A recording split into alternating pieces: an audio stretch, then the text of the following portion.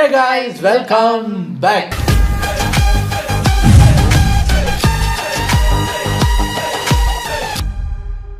நம்ம இந்த வீடியோக்கு ரியாக்ட் பண்ண போகிறோம் அப்படின்னு பார்த்தீங்கன்னா எலெக்ஷன் முடிஞ்சு போச்சு.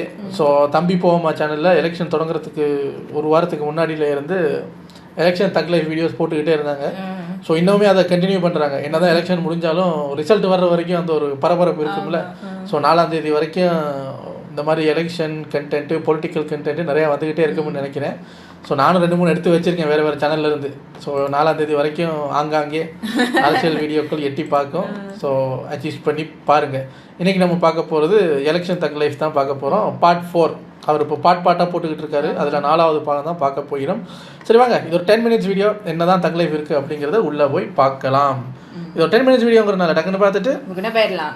எலெக்ஷன் தக் லைஃப் பார்ட் 4 பார்க்க போகிறோம். இந்த வீடியோவில் அரசியல்வாதிகள் ஒரு நிலைப்பாடை எடுத்துட்டு அதுக்கப்புறம் மாற்றி பண்ண சம்பவங்களை பற்றி பார்க்க போகிறோம். இந்த வீடியோலேருந்து அரசியல் எப்படி வேலை செய்யும், அரசியல்வாதிகள் அவங்க தேவைகளுக்காக எப்படி மாறுவாங்க, தமிழ்நாட்டோட அடிப்படை அரசியல் எப்படி இருக்குன்னு தெரிஞ்சுக்கிட்டு உங்கள் ஓட்டை கரெக்டான நாளுக்கு போடுங்க. இப்படி இந்த வீடியோக்கு ஒரு லைக்கை போட்டுருங்க. வீடியோ அடுத்து வரணும்னு சொல்லி ரொம்ப எஃபர்ட் போட்டு வீடியோ ரெடி பண்ணிருக்கோம். ஸோ ஒரு லைக்கை மட்டும் போட்டுருங்க. ஓகே, இப்போ நம்ம வீடியோக்குள்ள போகலாமா? நான் உங்கள் ஜெடி, நீங்கள் பார்த்துட்டு இருக்கிறது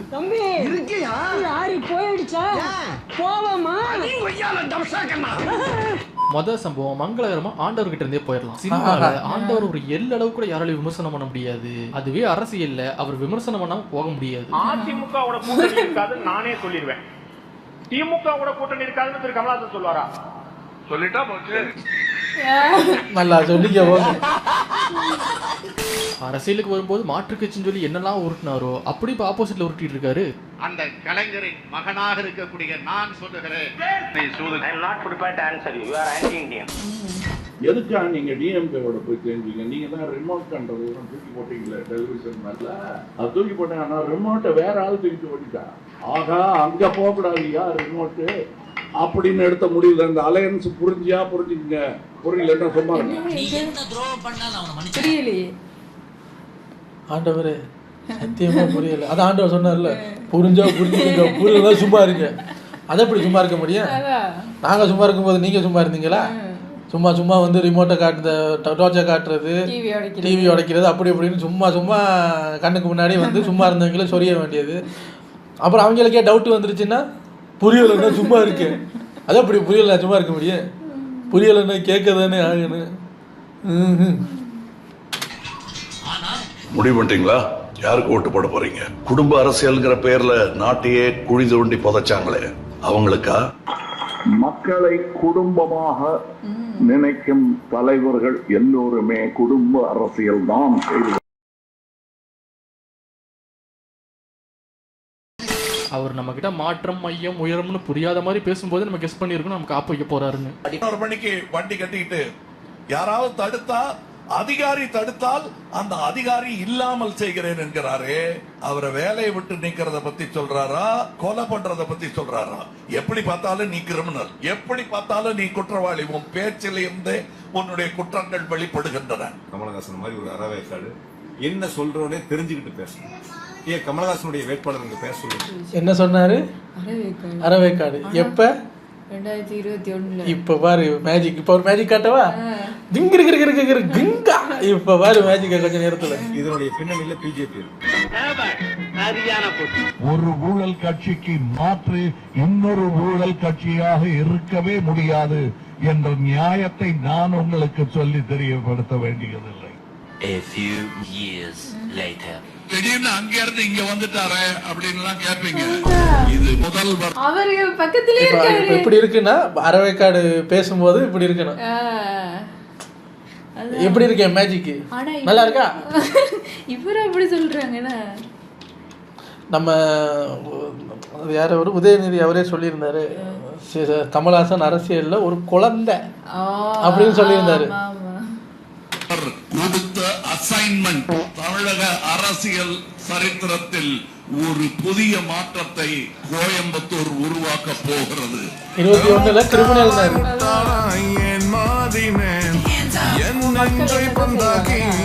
சாட்டை இதை 2021 டைம்ல கெஸ் பண்ணி ஒரு இன்டர்வியூல சொல்லியிருக்காரு. அந்த வீடியோ நான் இப்பதான் பார்த்தேன். நம்ம அதை கெஸ் பண்ணாம விட்டுட்டோம். கிராம மக்கள்கிட்ட அவர் பேசுறது புரியாது. அன்பே சிவம் படம் பார்த்து 10 வருஷம் முன்னாடி பார்த்தோம். இன்னைக்கு தான் அந்த படமே புரியுது.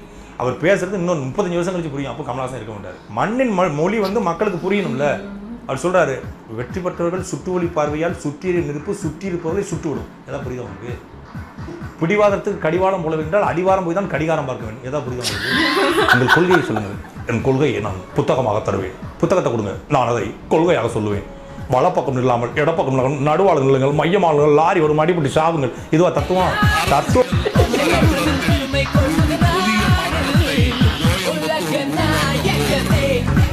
2024 டைம்ல டிஎம்கேவே தோத்து போற அளவுக்கு பிஜேபி ஏடிஎம்கே அடிச்சிட்டு இருந்தாங்க. அவங்க கூட நாங்க சேர மாட்டோம்னு எப்போ கேட்டாலும் சரி, எந்த நேரத்தில் கேட்டாலும் சரி, தூக்கத்திலேருந்து எழுப்பி கேட்டாலும் சரி, பிஜேபியோட ஒட்டுமில்லை உறவில்லை.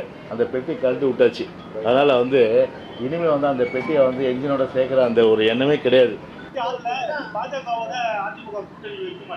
நேற்று இன்று இல்லை, நாளை இல்லை. நாளையெல்லாம் 2024 இல்லை. எத்தனை இடம் இதை சொல்வது உள்ளது? இவங்களோட கூட்டணி வச்சு தாங்க எங்கள் ஆட்சியை போச்சு. இல்லைன்னா நான் ஜெயிச்சிருப்பேங்க. கடந்த முறை உங்களுடைய தோல்விக்கு பிஜேபி தான் காரணம். அதே கூட்டணி தான் இப்போவும் இருக்கு. அது எப்படி நீங்கள் இந்த முறை எப்படி அதை சமாளிக்க? அவங்களுடைய ஐடியாலஜி வரை எங்களுடைய ஐடியாலஜி. அண்ணா பேருந்து அண்ணா அன்னைக்கு சுதந்திர கட்சியோட கூட்டணி வச்சார். எல்லா நிறுவனங்களை மாதிரி கேட்டாங்க, என்னங்க இந்திக்கு ஆதரவு வந்தார், அவர் இந்தி திணிப்புக்கு காரணமாக இருந்தார், பல பேரோட உயிரெல்லாம் போச்சு, அவரோட நீ கூட்டணி இருக்கணும். எங்களுக்கு அன்னைக்கு காங்கிரஸை வீழ்த்தணும். இன்னைக்கு ஒரு சுச்சுவேஷனில் பார்த்தீங்கன்னா திமுக வீழ்த்தணும்.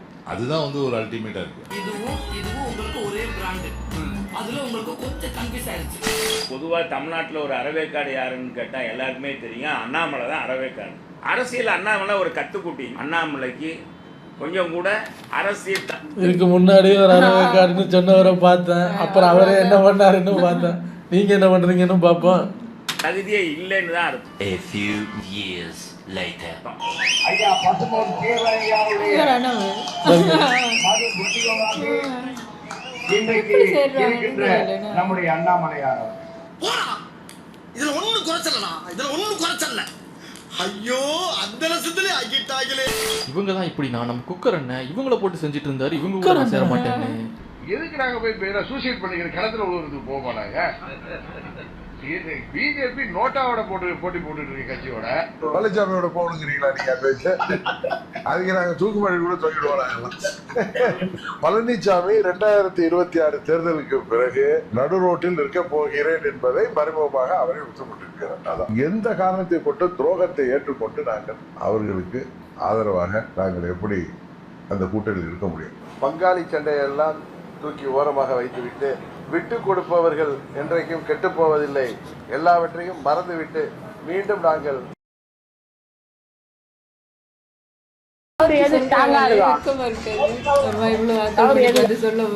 கேக்குது இல்ல.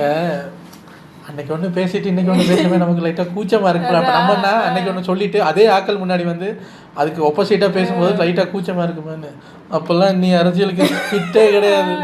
எல்லாரும் அப்படிதான். முதல் வேலை அப்படி என்ட்ராகணும்னா கூச்சமெல்லாம் தூக்கி எறியணும். அதெல்லாம் பார்த்தா அரசியலுக்குள்ளே போக முடியுமா? மற்றது இப்போ உங்களை ஏசிட்டு திரும்ப உங்களோடய நல்லா பேசுது. அதுதான் அரசியல். அதான் இதோ ஒன்று சொல்லுவாங்கல்ல, நிரந்தர எதிரியும் கிடையாது, நிரந்தர நண்பரும் கிடையாது. இன்னைக்கு நண்பராக இருக்கிறோம், நாளைக்கு எதிரியாகலாம். நாளைக்கு எதிரியாக இருக்கிறோம், இன்னைக்கு நண்பராக. கமல் சாரை பாரு எக்ஸாம்பிளுக்கு, டிவி ரிமோட்டை தூக்கி உடைச்சாரு. இப்போ அப்படி கேட்குறாங்களே, டிவி ரிமோட் உடைச்சிட்டு போய் சேர்ந்துட்டீங்களேன்னு கேட்குறாங்களேன்னா அதுக்கு பதிலே சொல்கிறாரு தைரியமான. எப்படி மக்களை புரிஞ்சவங்கெல்லாம் பேசாமல் இருங்கன்றாரு. இப்படி வந்து கெஞ்சினார்ல, இதுக்கு யார் கோடு போட்ட போறீங்க சொல்லுங்க, யாருக்கு அவங்களுக்கா இல்லை அவங்க டிவி ரிமோட் உடைக்கிறது, ஹார்பிக் விளம்பரத்தில் வர்ற மாதிரி இந்த டாய்லெட் ப்ரஷோட நிற்கிறது, நம்ம நாடை நம்ம தான் சுத்தம் பண்ணணுங்கிறது, அப்படி இப்படின்னு என்னெல்லாம் பண்ணாங்க. இப்போ அவரே மூடிக்கிட்டு அப்படிங்கிறாரு. என்னத்தை சொல்றது, ஒரே குழப்பமா இருக்கு. தூக்க மாட்டேன். 2024 இவங்க பேசின பேச்சுக்கு பாகிஸ்தான் இந்தியா மாதிரி அடிச்சுக்குவாங்கன்னு பார்த்தா மாமா மச்சான் மாதிரி ஒன்று சேர்த்துட்டாங்க. இப்போ அப்படியே இந்த குழப்பத்தை தூக்கி டிஎம்கே மேலே போட்டுட்டு எடப்பாடி ஒரு இன்டர்வியூல எல்லாத்தையும் ஒன்று சேர்த்துட்டாரு. வருகின்ற நாடாளுமன்ற தேர்தல் மட்டுமல்ல, அடுத்து வருகின்ற சட்டமன்ற தேர்தலிலும் பிஜேபி கட்சியுடன் அனைத்து இந்திய அண்ணா திராவிட முன்னேற்ற கழகம் கூட்டணி இல்லை என்பதை A few years later. ஏங்க வைகோ எந்த அளவுக்கு திமுக பத்தி விமர்சனம் பண்ண, அதெல்லாம் உங்க தொலைக்காட்சியில் போட மாட்டேங்கிறீங்க. காங்கிரஸ் எந்த வழியில் இருந்தது? எமர்ஜென்சி கொண்டு வந்தாங்க, ஒரு மிசா சட்டத்தை கொண்டு வந்தாங்க. அப்போ திமுக என்ன சொல்லிச்சு? படு துன்பத்தை அனுபவிச்சுன்னு சொன்னாங்க. எங்களுக்கு எந்த ஒரு சங்கடம் கிடையாது, மன வருத்தம் கிடையாது. குடும்ப ஆட்சிக்கு முடிவு கட்டிக்கிட்டதாவ ஒன்றாக இணைந்திருப்போம், வெற்றி பெறுவோம். எங்களுக்கு எந்த ஒரு சங்கடம் கிடையாது, மன வருத்தம். அதாவது இது இப்போ உனக்கு புரியுற மாதிரி சொல்லணும்னா எதிரிக்கு எதிரி நண்பன். அப்படி இப்போ ஒரு இதை தூக்கணும் அப்படின்னா எல்லா அது கொஞ்சம். ஆனா அதுக்கு அவங்க பேசின அவங்களோட இதுகளை விட்டெல்லாம் உடைச்சிட்டு வெளியே வர்றாங்க, அவ்வளவுதான் மேட்ரு கிடையாது. ஒருமித்த கருத்தோட எடப்பாடி அவர்கள் இப்ப பேசினதுல ஒரு பாயிண்ட் இருக்கு. வைகோவை பத்தி நீங்க பேசினதை கவனிச்சிருந்தீங்கன்னா அதுல ஒரு பாயிண்ட் இருக்கு. என்னன்னு அதையும் பார்க்கலாம். வைகோ டிஎம்கேல இருந்தப்ப எப்படி இருந்தாருன்னா, கலைஞரிடம் தமிழ் இல்லையா? அட பைத்தியக்காரி, சூரியனில் ஒளி இல்லையே, வானத்தில் நட்சத்திரங்கள் இல்லையே, இமயத்தில் பனி இல்லையே, சிங்கத்தில் கர்ஜனை இல்லையே, சிறுத்தையில் சீற்றம் இல்லையே, புலியில் பாய்ச்சல் இல்லையே, திராவிட முன்னேற்ற கழக தொண்டனிடம் வீரம் இல்லையே, டாக்டர் கலைஞரிடமும் தமிழ் இல்லையா? இப்படி இருந்த வைகோ டிஎம்கேல இருந்து வெளியே பிரிஞ்சு வந்தப்ப எப்படி மாறி இருந்தாருன்னா, தமிழ்நாட்டிலே யாருமே திமுக அப்படி விமர்சனம் பண்ணதில்ல, அந்த அளவுக்கு மாறி இருந்தாரு. அண்ணன் வைகோ அவர்கள் தலைவர் கலைஞருக்கு பக்கத்திலே இருந்து அரசியல் கத்துக்கிட்டவர். தலைவர் கலைஞர் அவர்களை பற்றி அடிக்கடி சொல்லுகிற போது வெட்கம், மானம், சூடு, சொரண, ரோசம் எதுவும் இல்லாத கலைஞர் கருணாநிதி. ஊழல் கரைபடிந்த திமுகவோடு அங்கதானே இருந்தீங்க. குடும்ப அரசியல் நடத்தி அண்ணாவின் இயக்கத்தை நாசமாக்கி ஈழத் தமிழர்களை காவு கொடுத்து லட்சக்கணக்கான ஈழத்தமிழர் படுகொலைக்கு முழுக்க காரணமான திமுக தலைமை. நான் இதை விட இன்னொரு தொழில் பண்ணலாமே கேட்டுலாம். வேற ஒரு தொழில் உலகம் பூரா பிரசித்தி பெற்று ஆதிபர்கள் காலத்தில் இருக்கிற ஒரு தொழில் கலைஞரும் செய்யலாம், இவங்களும் செய்யலாம். நான் ஒண்ணு தப்பா சொல்லுவேங்க. அவரு நாதஸ்வரம் வாசிக்கக்கூடிய தொழிலும் தெரியும், அதனால சொல்றேன். நான் அப்படியே ஷாக் ஆயிட்டேன். தமிழின தலைவர், இன துரோகி, இத்தனை 1000 மேடைகளில் இன துரோகி என்று 2009 பேசிய இந்த வைகோ எப்படி உடன்பாட்டுக்கு போவான்? A few years later. தமிழகத்துக்கு அடுத்த முதல்வராக தளபதி ஸ்டாலின் வர வேண்டும் என்று வைகோ சொல்லாம யார் சொல்லுவார்? ஐயா, மற்றவங்க எல்லாம் அங்க இருந்தாங்க, ஆப்போசிட்டா பேசினாங்க. நீங்க அங்க இருந்தீங்க, ஆப்போசிட்டா பேசுனீங்க, திருப்பி அங்க போயிருந்தீங்க. ஒரே மிஸ்டி சொல்லுது செட்டியார் மதர். எனக்கு ஒரே குழப்பமா இருக்கு. செட்டியார் மதர் இப்படி இருந்தா ஃபாலோ பண்ண கஷ்டம் தானே. ஏன் ஃபாலோ பண்றீங்க? இல்ல அங்க உள்ளவங்களுக்கு சொல்றேன். அதெல்லாம் சொல்லுவாங்க. இப்ப நான் இவருன்னு சொல்லல, ஒரு இடத்துல இருக்கீங்க, ப்ரைஸ் பண்ணி பேசுறீங்க, அங்கேருந்து வெளியே வந்தோடனே அவங்களோட தப்பெல்லாம் சுட்டி காட்டுறீங்க அப்படின்னா நீங்களும் அதை பண்ணினவங்கன்னு தானே அர்த்தம். இப்போ வெளியே வந்துட்டீங்கிறதுக்காக அப்படி பண்ணாங்க இப்படி பண்ணுறாங்கன்னு சொல்கிறீங்க. இப்போ உள்ளே இருக்கும்போது அதை தெரிஞ்சுக்கிட்டு சைலண்டாக இருந்தீங்கன்னா அதுக்கு பேர் என்ன? அதெல்லாம் தெரியாது. ஆனால் இப்படி ஒரு இடியப்ப சிக்கல் மாதிரி மிஸ்டிக்கு ஒன்றும் குழப்பம் இல்லை. யாரு கூட இருக்கானே தெரியலைடா அப்படிங்கிற மாதிரி இருக்கு. அதை போட்டதும் புத்திய மாத்திக்கிறேன். நிறைய எடுத்து வச்சிருக்கேன். ஆனால் எலெக்ஷன் டைமில் இப்போ இதுவே போதும், அது இன்னொரு நாள் பார்க்கலாம். இதுலேயே உங்களுக்கு ஒரு ஐடியா கிடச்சிருக்கும் இப்போ தமிழ்நாடு பாலிடிக்ஸ் எந்த லெவலில் இருக்குன்னு. இந்த அளவுக்கு கொள்கையை மாற்றி கூட்டணி போகாமல் இருக்க இப்போதைக்கு கட்சிகள்னா டிவிகேவும் என்டிகேவும் தான். அதுவும் இப்போதைக்கு தான். ஃபியூச்சரில் என்னன்னு தெரியல, வெயிட் பண்ணி தான் பார்க்கணும். அத்தனை வழிகளையும் தாங்கிக்கிட்டு உங்களுக்காக மட்டுமே நான் வந்திருக்கிறேன். ஒரு நாளும் பொய் சொல்லி உங்களை நான் ஏமாத்த மாட்டேன். உங்க விஜய்க்கு, உங்க அண்ணனுக்கு, உங்க தம்பிக்கு, உங்க பிள்ளைக்கு ஒரே ஒரு வாய்ப்பு கொடுங்க. அசாத்தியமானதா பேசுறாரு.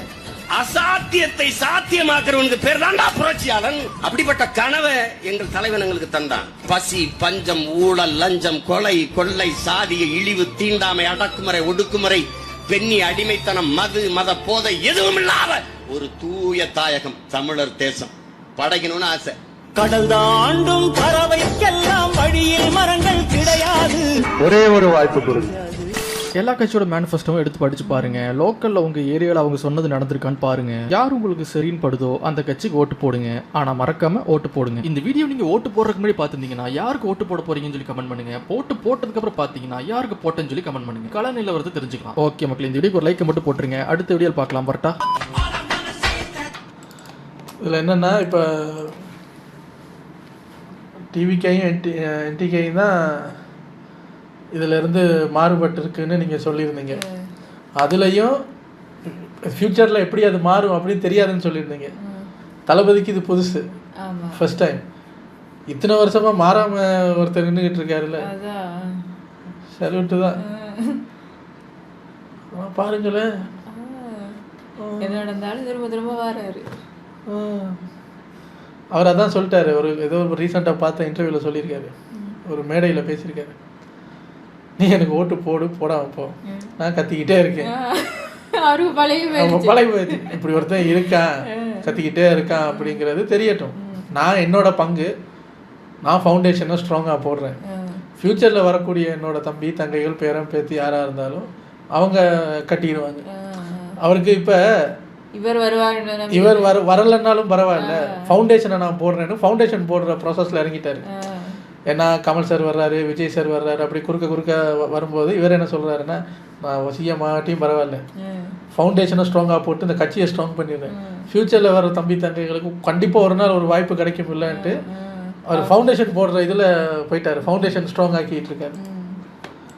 என்னதான் இருந்தாலும் தளபதி விஜய் வந்தாலும் சரி, சீமான் அண்ணன் வந்தாலும் சரி, ஸ்டாலின் ஐயா வந்தாலும் சரி, ஹூ எவர் இட் இஸ், எல்லாருக்கும் ஃபாலோவர்ஸ் இருக்காங்க, ஹேட்டர்ஸ் இருக்க தான் செய்கிறாங்க.